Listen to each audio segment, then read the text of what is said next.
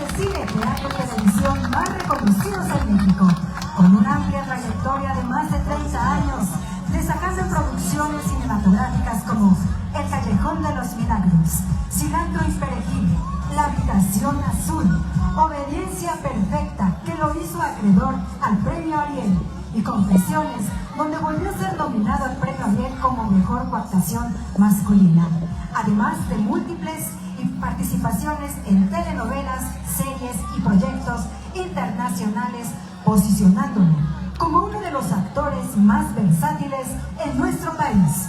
Y en esta tarde, en este ciclo de lecturas Cuenta de Atlisco, queda con ustedes el actor Juan Manuel Bernal.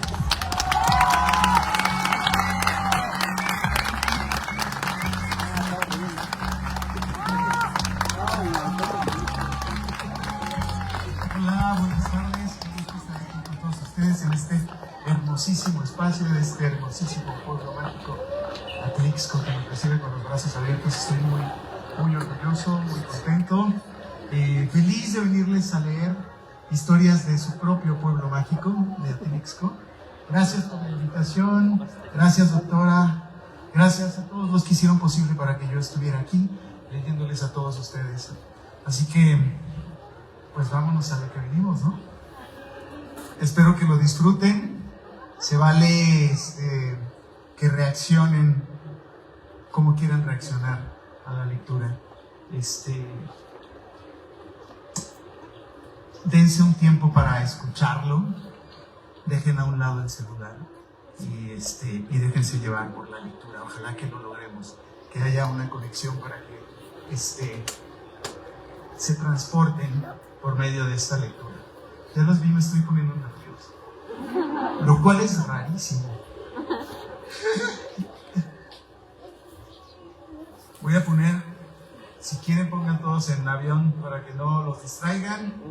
Al fin que no es una lectura muy larga, está increíblemente bien escrita y espero que la pasen tan bien como yo cuando la leí por primera vez. ¿Nos arrancamos? De verdad está hermoso este espacio. Bueno, pues, sin más preámbulos, vámonos. Antología de cuentos de la región de Atlixco. ¿Está mejor ahí el sonido? Por José Manuel Meneses. Número 1. Las Trojes de Valdecristo. En ese tiempo la gente se moría de hambre. Las abuelas platicaban que en su desesperación muchos comieron hierbas, lagartijas y ratones. No era para menos. Después de la revolución, la Mixteca había sido arrasada. Luego de 11 años de pelea, la tierra que labraron los abuelos ya no existía. Los que andaban en la bola se llevaban todo: animales, cosechas, niños y mujeres. Cuando el hambre arreciaba, no importaba el bando, todos eran como diablos.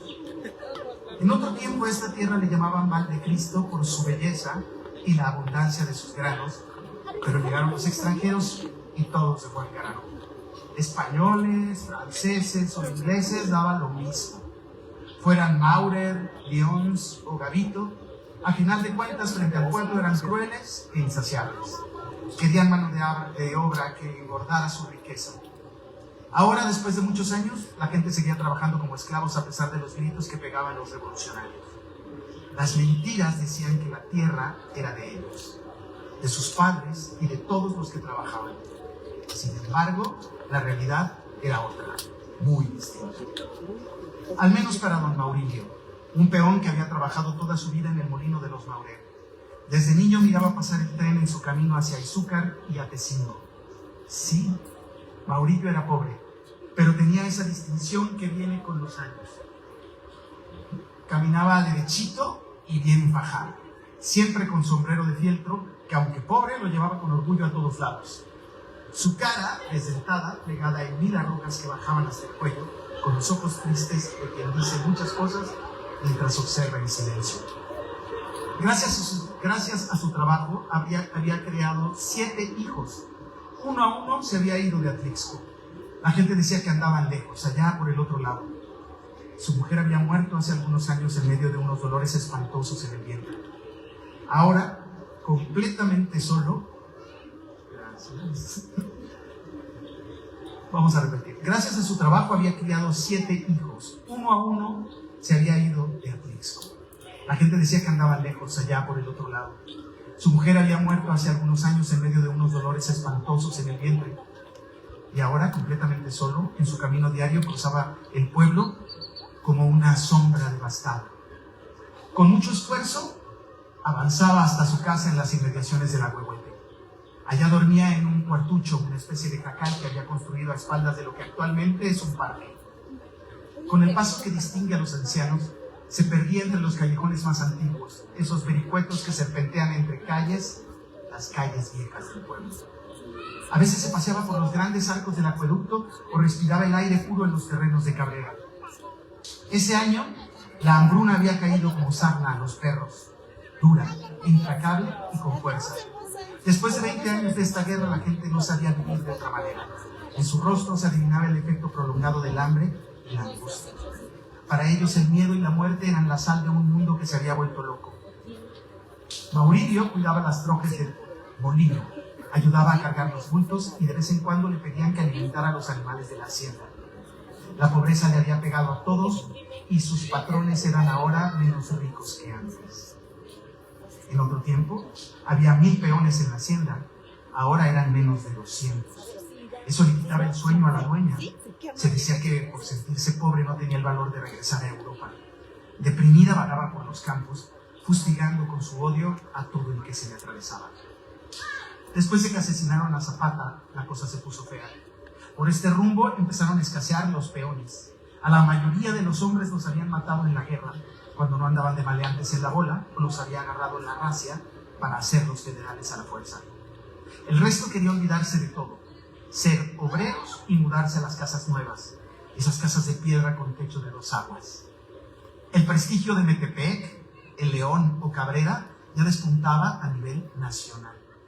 Muchos soñaban vivir en la colonia obrera, tener un automóvil como los ingenieros extranjeros que habían instalado las máquinas en las fábricas, hablar con puras mentiras y tener cientos de mozos como el líder sacrosanto, todopoderoso de los sindicatos. Por todo esto, desde hace un año la hacienda estaba más sombría que nunca. Poco a poco, los clientes se habían ido a comprar a otra parte. Unos decían que a Puebla, a Orizaba o a Ciudad de México. En esos lugares había otros molinos más grandes y modernos que podían ofrecer seguridad y mejores precios a sus clientes. Así eran los tiempos de Don Fortino, el hombre fuerte y líder del sindicato. Un obrero metido a sardo que se hizo famoso en la guerra. Aquí no ha pasado nada. Los obreros somos los verdaderos herederos del progreso, decía, mientras caminaba rápido al frente de su comitiva, esforzándose por ignorar la miseria y la desesperación de la gente. Las fábricas ya venían con todo y eran una alternativa más lucrativa que el campo, al menos así lo pensaban los comunistas y los estudiantes. A pesar de todo, para Maurilio las fábricas no eran una opción, pues odiaba el ruido que producían los armatostes que trajeron para mecanizar la fábrica de León. Encontraba insoportables los chirridos de los fierros, así como los vapores que soportaban hombres y mujeres encerrados como reos en los galerones.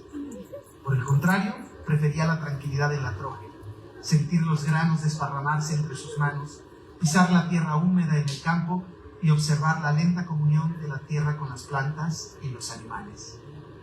El día que murió Maurilio, el sol de marzo rasgaba la tierra como nunca, mientras algunos huehues borrachos daban tumbos y gritaban en los alrededores del molino.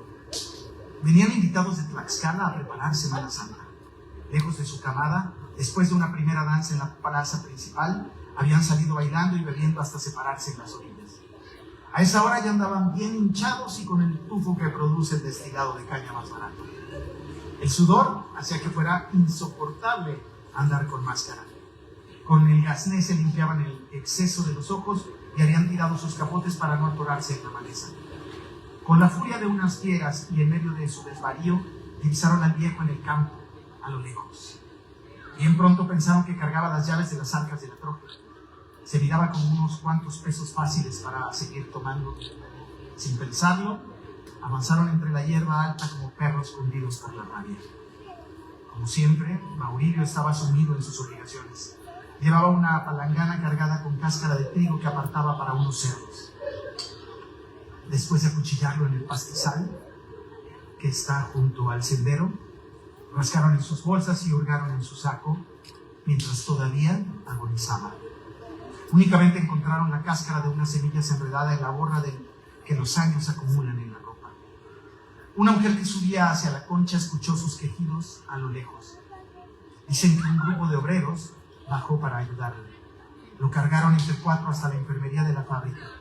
Más tarde, junto al resto de su camada, los huevos fervorosos, como siempre entre gritos y latigazos, recibieron la bendición del cura en una de las capillas de la parroquia de Santa María. Era difícil saber lo que habían hecho en medio del borlote. Los días siguientes nadie dijo nada ante la ausencia del anciano. En medio del caos, la sombra de la muerte nos cobija por igual, se decían todos en la guerra. Pero también, en medio de la soledad, los amigos se aquilatan, así como los faros en medio de una tempestad. Mientras Maurilio convalecía, la hija de un viejo amigo del molino reconoció su nombre cuando una enfermera pasaba la última revista. A la mañana siguiente, Demetrio acudió a visitarlo. De inmediato, con su voz cansada pero llena de autoridad, pidió a sus hijos que llevaran a su amigo hasta la casa de Axocópan. Allá la maravilla del agua, bollante de los manantiales, sin duda lo curaría. Entre lágrimas, en silencio, Maurilio agradecía con un apretón de mano a su amigo, un gesto habitual entre hombres duros. Su amigo insistía que a su edad Maurilio podría retirarse y vivir con ellos en las parcelas de su rancho. A final de cuentas, a los patrones de la hacienda no les importaba. De inmediato se dieron órdenes para que un indio huaquechula realizara sus labores.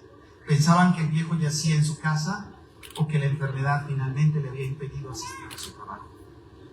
En el centro del pueblo apenas notaron su partida. Un tendero al que le debía 2 tantos de manteca, medio piloncillo y unos cuantos huevos, esperó su paso durante 4 días. Por la tarde, despachaba a los clientes estirando el cuello para buscar al anciano en su regreso a casa.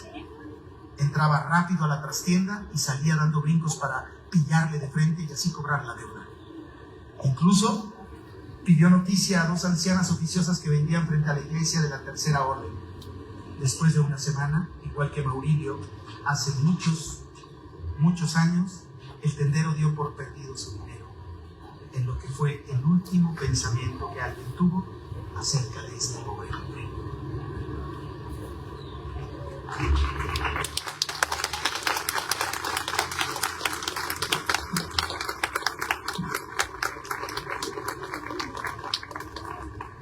La leyenda, vamos con el cuento número 2, la leyenda de la Soguapille. El cerro se alza frente a San Jerónimo Caleras, donde converge el camino de Xonacayucan, que baja hasta Nexatengo. En sus tierras pastoreaban chivos que luego vendían a los mataderos. En las laderas de Soguapille encontraban lo necesario para sus animales.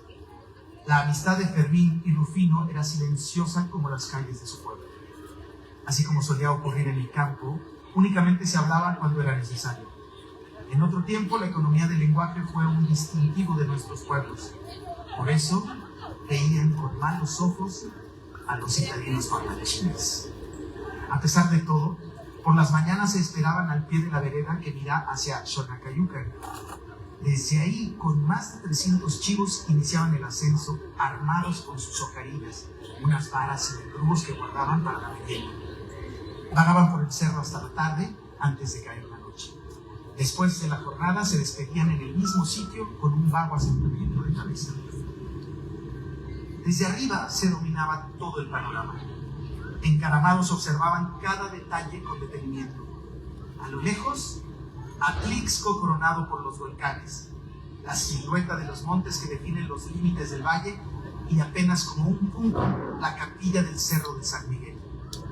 El caserío apenas como una mancha, las haciendas diminutas y los pueblos desperdigados en el horizonte.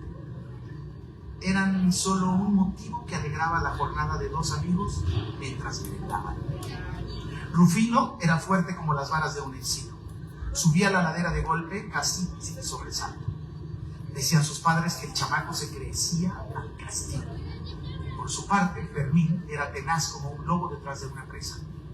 Desde pequeños siempre habían trabajado en el monte. Nunca fueron bautizados, por lo que a pesar de todo, no había miedo en sus corazones. Los lugareños pensaban que el monte era una mujer. Así lo indicaba un amoxicli, esos libros viejos que con pinturas explicaban todo. La Sohuapille era un cerro con cara de mujer. Así lo habían encontrado a su llegada los españoles. El libro era como un mapa. Ahí se delineaba la región de Atlixco y sus alrededores, las elevaciones y sus nombres con una extraña glosa en lengua mexicana. El monte, creo que otra vez hay que... El sol insiste en darme la luz de frente.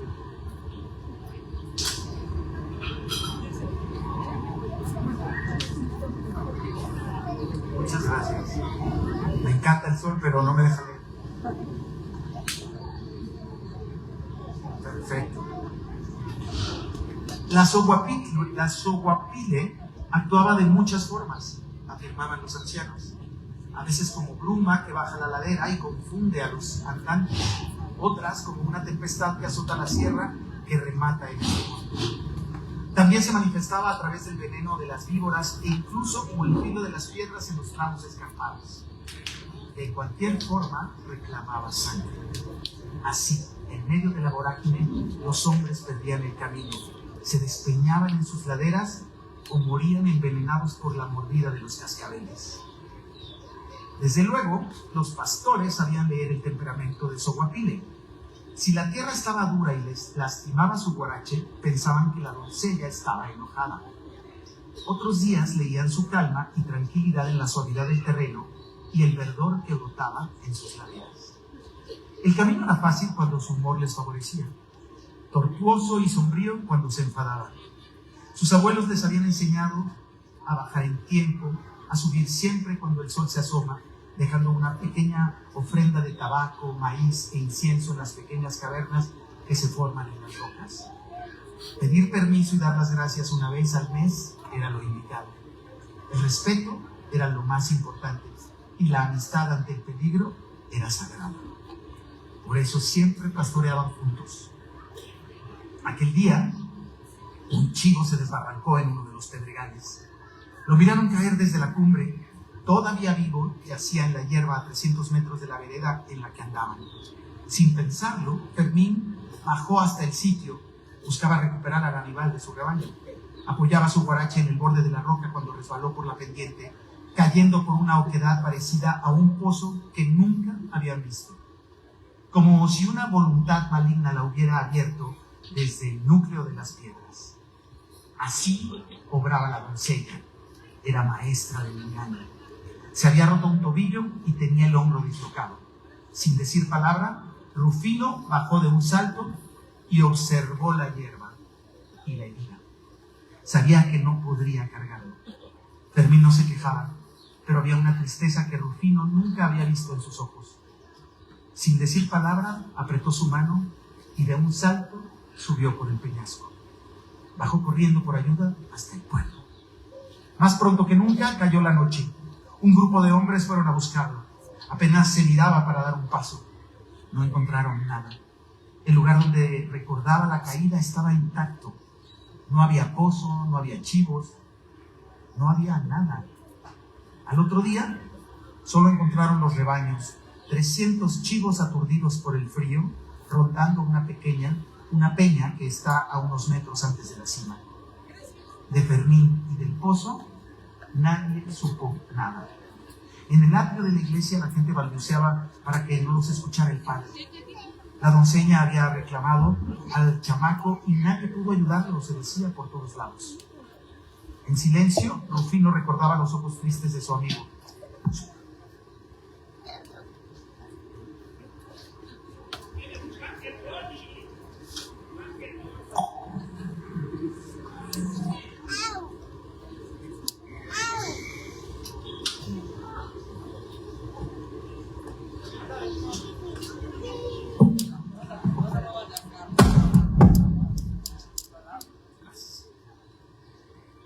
Más pronto que nunca cayó la noche.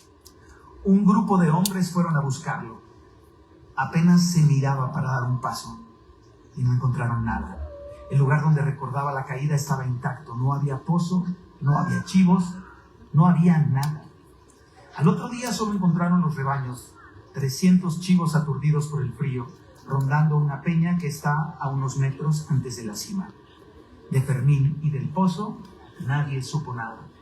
En el atrio de la iglesia la gente balbuceaba para que no los escuchara el padre. La doncella había reclamado al chamaco y nadie pudo ayudarlo, se decía por todos lados. En silencio, Rufino recordaba los ojos tristes de su amigo, su mano pálida en ese último tacto y la sensación terrible de ser acechado. Al despedirse ambos sabían que Fermín ya estaba muerto. Cuando los mayordomos atinaron a preguntar, el niño no había dicho nada. Ahora debía encontrar otro amigo para pastorear a sus animales en el cerro de la mujer serpiente.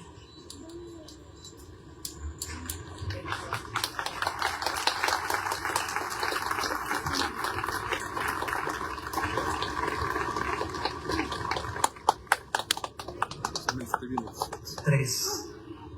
El árbol del ahuehuete. La gente se juntaba al pie del árbol, ahí mero donde brotaba el agua. Las mujeres venían desde lejos a lavar sus ropas.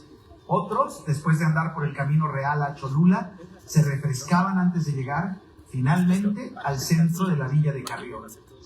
Sus aguas cristalinas eran el mejor lugar para el descanso.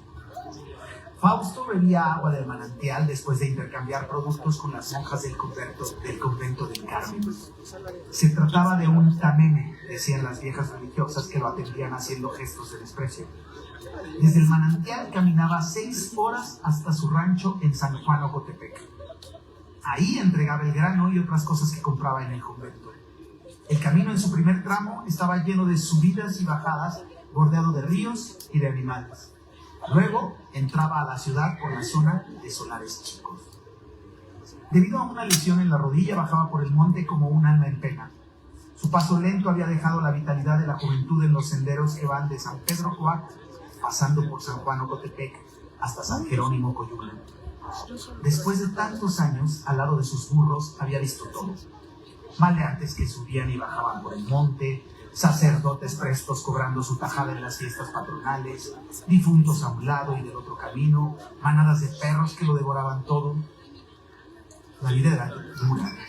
Recordaba que así decía su abuelo, mientras tomaba un respiro, se acomodaba el sombrero, secándose el sudor que le escurría por la frente. Desde pequeño acarreaba la mercancía y cobraba poco. Apenas para unas tortillas, unos chiles y un plato de frijoles.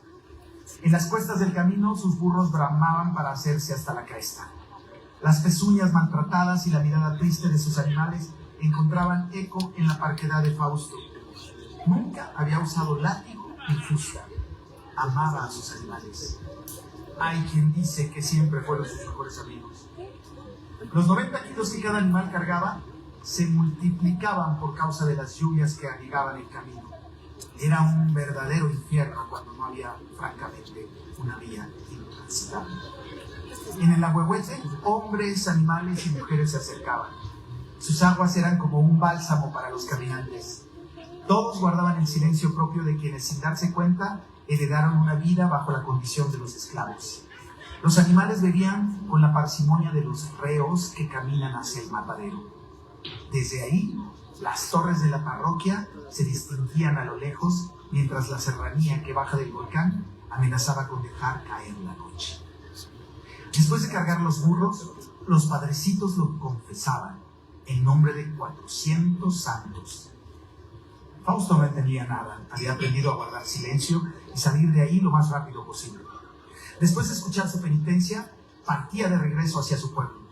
La mugre en sus uñas, las costras de tierra en los tobillos, la cara llena del paño dejado por el sol, eran parte de la rutina. Mánimo cuepas, decía para despedirse del ahuehuete y volverse hasta su rancho, mientras agradecía a la naturaleza con una pequeña referencia. El silencio lo había aprendido bien de niño. Nunca supo quiénes eran sus padres. Solo recordaba a sus abuelos y que desde siempre ya trabajaba en el rancho ayudando a las mujeres desgranando maíz, acarreando las canastas y limpiando las caballerizas. Desde entonces sabía que los indios no debían contestarle a la gente de razón, mucho menos mirarlos a los ojos. Las lecciones más duras que recordaba eran de sumisión y asentimiento. Como muchos, de jovencito, se atragantaba con su lengua aprieta, pues le hervía la sangre ante las injusticias que miraba en todas partes. El indio no ve, el indio no escucha, tampoco opina nada, decían los caporales. Los indios obedecen y se callan, incluso si el hijo del patrón aparta fábricas de grano para venderlas por su parte y los culpa. Fausto brincaba por las veredas, siempre delante de otros niños. Después de un tiempo, el caporal había ordenado a los tamemes enseñarle cómo moverse en los caminos, además de presentarlo en el convento para que de ese modo los reconocieran los señores padres cuando lo enviaran a mercar. Recordaba también que cuando tenía 11 años ya conocía los caminos de Metepec, de Axocopan y Chinameca. Un día de pronto había bajado de Ocotepec, apenas si podía andar con tanta hambre, y entonces rejuntaba olotes quebrados para comer. Venía como un animalito nada más con su calzón de manta, un payo y un pequeño chiquihuite a sus espaldas. Las señoras del rancho lo habían acogido y desde ese día el patrón contaba otro indio dentro de su casa. Debajo del ahuehuete, el niño se tiraba sobre las piedras o se trepaba en una rama. Desde arriba soñaba con el reflejo del agua, el verde de los campos y los bosques que se pierden en los volcanes. Amaba el sonido del agua entre las rocas, decía siempre a sus adentros.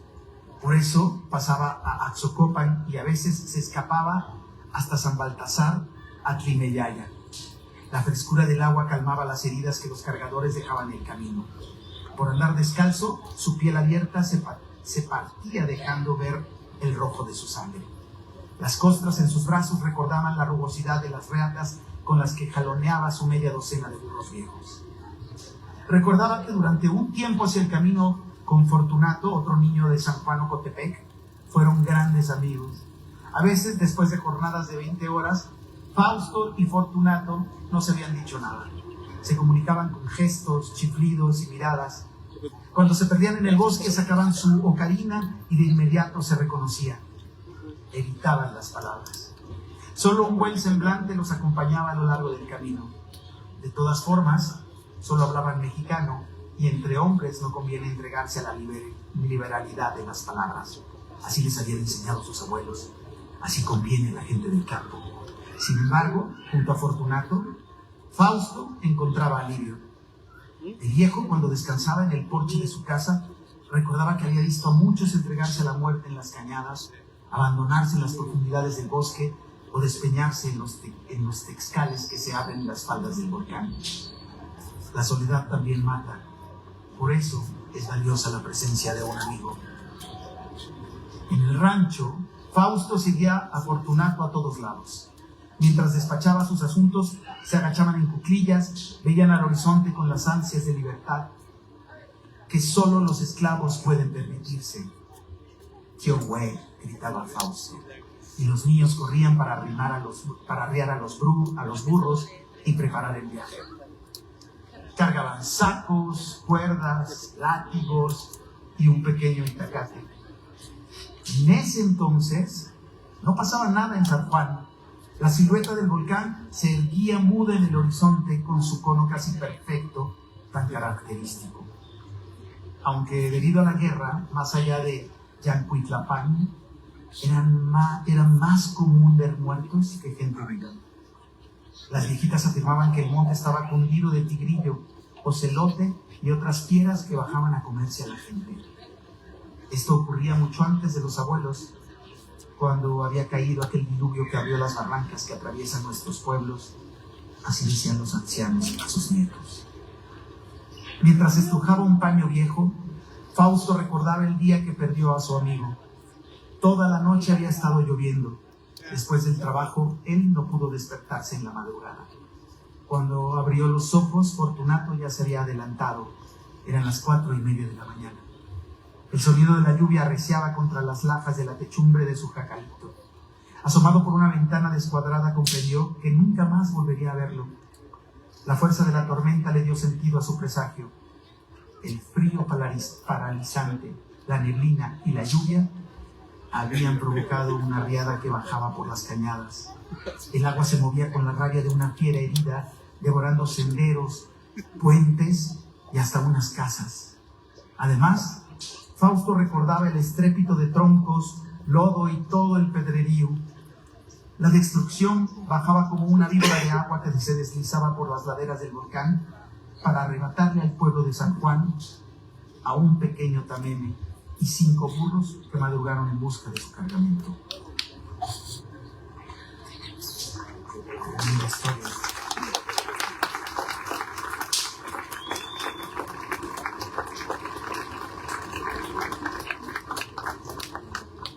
Cuatro. 2 novios y la plaza Fray Toribio. Una canción se escapaba entre la puerta de la vieja cantina de ese barrio. El Tigre del Peñón era un lugar que estaba a unos pasos de la calle Hidalgo. Era paso obligado para quien, como Benjamín, bajaba por el cerro y se dirigía hasta la casa del obispo. Las paredes anchas y la antigua arquitectura del lugar le sugerían una idea que en ese momento resultaba poderosa. La mujer más importante de tu vida es como una puerta que se abre y se mira lejos. Se aparece en primer momento como una amiga para disfrutar y compartirlo todo. Así lo había dicho Platón en alguno de sus diálogos. No importa cuál en este momento. Todo esto pensaba Benjamín cuando iba a encontrarse con Sofía. En ese entonces eran estudiantes del último año de la preparatoria Simón Bolívar. Había planeado la cita durante 4 horas de desvelo. El plan era perfecto. Desde niño había visto a miles de turistas hacerlo con mucho éxito. Primero, caminar por las calles de Treviño, subir hasta la capilla en la cima del cerro, admirar la arquitectura, claro, contemplar la belleza del horizonte, luego bajar para descansar y reír en las escaleras anchas. El joven quería sentir el calor de Sofía en los inviernos. Estaba decidido a estar junto a ella cuando el frío muerde el alma o cuando la soledad da miedo y mata las sonrisas. Soñaba acomodarse entre sus brazos cuando la vida les muestre su cara más abyecta. En fin, quería perderse en los pliegues de su cuerpo y acariciar la belleza interminable de su pelo. Estaba dispuesto a escribir 1000 cartas con sus manos torpes para ver cuando los labios de Sofía leían sus palabras mientras tomaban un café en los balcones de la calle Hidalgo. Desde luego, utilizaría las recomendaciones de su maestra de literatura. Mientras caminaba de vuelta a casa, recordó la última vez que le escribía. Era a inicio de febrero y después de unos días su voz empezaba a borrarse en su memoria. No podía permitirlo en vísperas del día más importante para los enamorados. Atesoraba el último mensaje que Sofía había mandado. Ese fin de semana su voz distorsionada por la bocina resonó 1000 veces entre sus manos, siempre a través del altavoz de un Samsung viejo, de esos de gama baja con la pantalla destrozada. En la casa del obispo habían intercambiado una mirada diferente.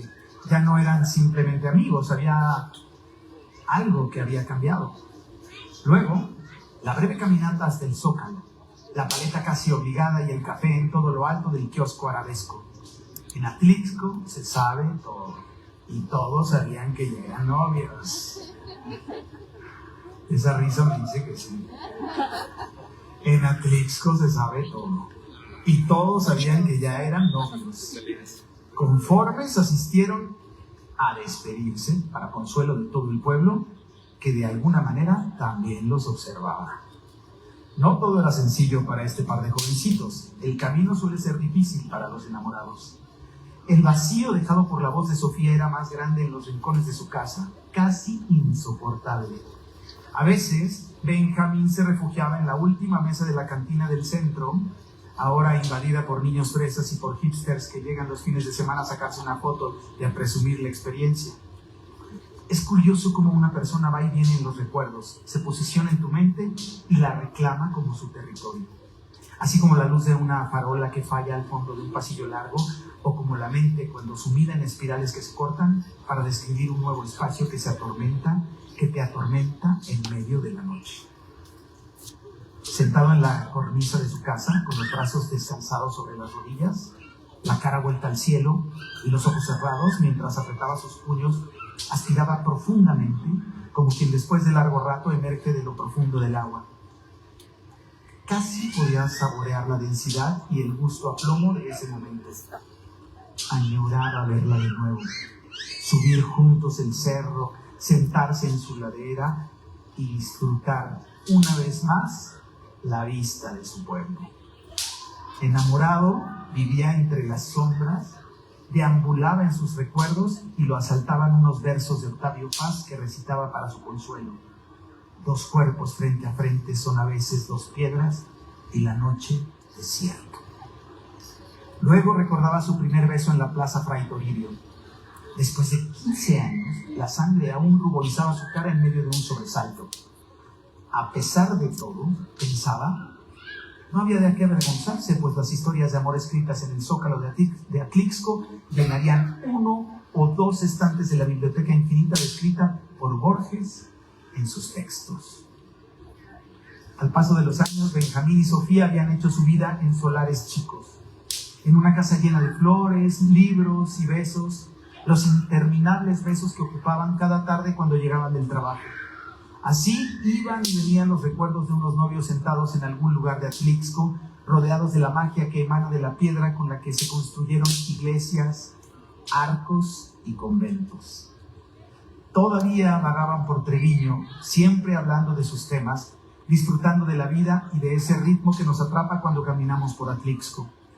Saboreaban las tristezas y las alegrías, sin olvidar las andanzas de esos jóvenes después de su primer encuentro en la casa del obispo. Después de un tiempo, Benjamín y Sofía descansaban en las escaleras anchas como el día que se enamoraron.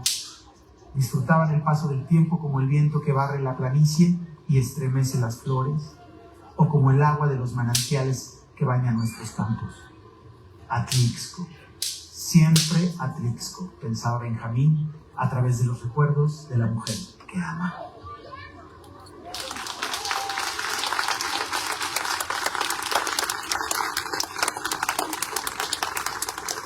Muchísimas gracias. Que se escuche muy fuerte el aplauso para Juan Manuel Bernal, pero el aplauso para usted. Muchísimas gracias. Excelentes historias de nuestro bello Atlixco. Eso es lo que hablábamos hace un rato, Juan Manuel. Aquí se congrega la familia atlixquense y hoy ha venido a escucharte en este ciclo de lecturas. Y vamos a recibir con un fuerte aplauso a la doctora Ariadna Ayala, presidenta municipal de Atlixco. La acompaña nuestra regidora de turismo, arte y pueblos originarios, Panel Aburto. Adelante, maestro, le invitamos a pasar. Véngase, maestro, con nosotros. Fuerte el aplauso para nuestro tesorero municipal, el maestro Paco García, para nuestro secretario de Economía, también licenciado Raúl Guerrero González. Adelante, presidenta, le cedemos a usted. Ok, escuchemos a nuestra regidora de turismo, arte y pueblos originarios. Muy buenas tardes a todos, gracias por acompañarnos a esta primera edición del año del ciclo de lecturas Cuéntame Atlixco. Es un ciclo que desde hace ya más de 3 años, gracias a nuestra presidenta municipal, la doctora,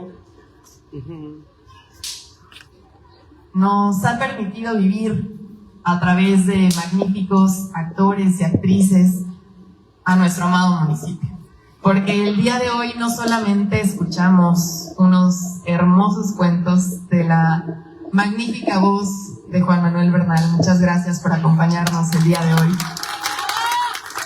Revivimos a través de estos textos también de José Manuel Meneses, que conocedor de nuestro municipio, de cada rinconcito de él, lograron hacer que todos nosotros recordáramos personas, recordáramos lugares que muchas veces en nuestro día a día tenemos un poquito empolvados y que para quienes son de fuera del municipio les permite ver otra cara del Atlixco de las Flores turístico, hermoso que tenemos en el centro.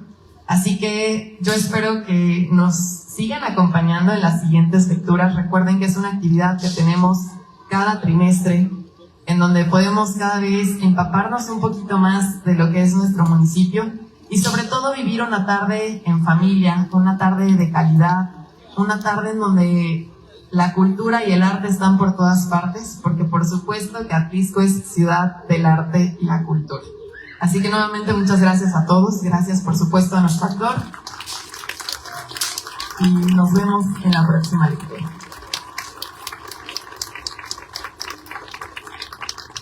Muchas gracias a nuestra regidora de turismo, y pues es entregada en este momento por manos de la doctora Ariadna Ayala este bello presente, ¿verdad? Se lleva los sabores de nuestro Atlisco allá a Ciudad de México. Esperamos que lo disfruten. Muchísimas gracias. Que se escuche más fuerte el aplauso para Juan Manuel Bernal.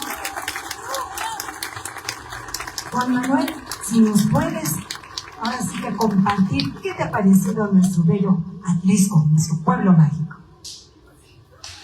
Pues se quedaron cortos los que me habían hablado de Atlisco, porque me habían dicho que era muy hermoso, y creo que se quedaron cortos. De verdad tienen un lugar mágico, rodeado de cerros, y ya había Don Goyo allá atrás siendo testigo de todo esto, así que felicidades por tan hermoso lugar y por mantenerlo así.